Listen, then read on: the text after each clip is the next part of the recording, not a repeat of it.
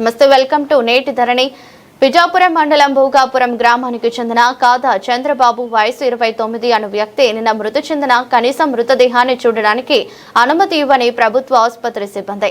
ఏమైందని ఆందోళన కుటుంబ సభ్యులు, గ్రామస్తులు ఆవేదనను ప్రభుత్వ ఆసుపత్రి దగ్గర వ్యక్తపరుస్తూ రోడ్డుపై బైఠాయించి ధర్నా చేస్తున్న పోలీసు అధికారులు వారిని ధర్నా చేయకుండా నిర్వహించారని ఆవేదన వ్యక్తం చేస్తున్న గ్రామస్తులు.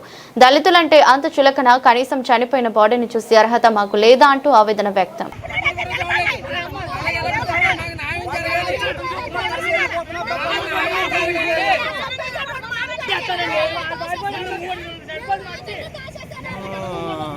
చిన్న మనకే తెలుసా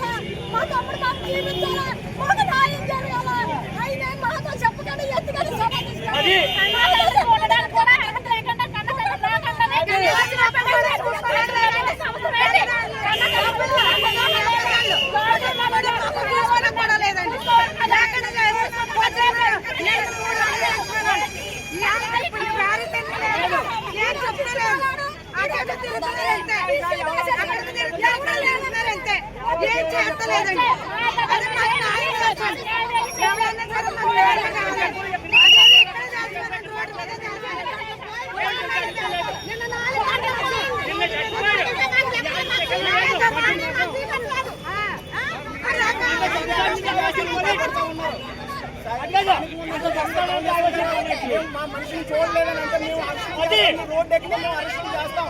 ఎందుకు అరెస్ట్ చేస్తారు? దళితులు అంటే అంత చులకనగా ఉందా? ఈ రోజు చనిపోయిన 3 వరకు చనిపోయిన వ్యక్తిని ఈ రోజు అక్కడ చనిపోయిన స్పాట్ నుంచి పర్మిషన్ లేకుండా తీసుకొచ్చారు. గతంలో 15 శాతంలో సేమ్ ఇలాగే ఎలక్ట్రికల్ షాక్ ఒక దళితుడు చనిపోతే ఎస్ఐ గారు స్థాయిగా ఉన్నటువంటి ఎస్ఐ గారు అప్పుడు మా పర్మిషన్ లేకుండా ఎవరిని తీసుకురాలేదు. అక్కడ ఉన్న బాడీని అక్కడే ఉంచారు. భార్య కానీ కొడుకు కానీ వస్తే కానీ బాడీ ఏం చెప్పనన్నారు. ఈ రోజు ఒక పెద్దలకి ఒక రియల్ ఎస్టేట్ ఏం చేశారంటే అక్కడ చనిపోయిన వ్యక్తిని ఇక్కడ ఎక్కడంగా తీసుకొచ్చి ఇక్కడ కనీసం ఈ పిల్లలకి కూడా నిన్న 3 నెలలు చనిపోయిన వ్యక్తిని ఇప్పటికీ కూడా మనం మొత్తం జీవించకుండా మమ్మల్ని అడ్డుకుంటూ మీరు రోడ్డు ఎక్కి అరెస్టులు చేస్తాం, మిమ్మల్ని జైల్లో పెడతాం, మీ వెనకాల ఉన్న నాయకులు మీరు మీ అందరినీ జైల్లో పెట్టి మిమ్మల్ని అరెస్టులు చేస్తామని చెప్పేసి మమ్మల్ని కేసులు కడతాను అని చెప్పేసి మమ్మల్ని భయపెడతా ఉన్నారు. ఇక్కడ ఆడవాళ్ళు లేదు, మగవాళ్ళు లేదు, బస్ పిల్లలు లేరు. నిన్నటి నుంచి తిన్నెత్తి పిల్లలేకుండా ఇక్కడ ఈ హాస్పిటల్ అంతా కూర్చున్న స్టేషన్ అంతా హాస్పిటల్కి అక్కడికి ఇక్కడికి ఎస్సీ గారు వీళ్ళు తిప్పుతున్నారు తప్ప మాకు సరైన న్యాయం చేయలేదు. మాకు న్యాయం కావాలా, మా చనిపోయిన మా మేనల్లుడికి న్యాయం జరగాలి, చంద్రబాబు న్యాయం జరగాలి. ఆ పర్సన్ ఎలాగున్నారో కూడా, చనిపోయిన వ్యక్తి ఎలాగున్నారో కూడా మా అచ్చిన దగ్గరికి వెళ్ళి చూస్తామంటే మీరు బయట ఉండి చూడాలి తప్ప ఉండాలి తప్ప లోపలికి వెళ్ళి మొత్తం చూస్తే రైట్ కూడా మీకు లేదని ఉన్న వాళ్ళు కూడా చెప్తా ఉన్నారు. పోలీసులు అయితేనే హాస్పిటల్ స్టాఫ్ అయితే ఇదే చెప్తున్నారు.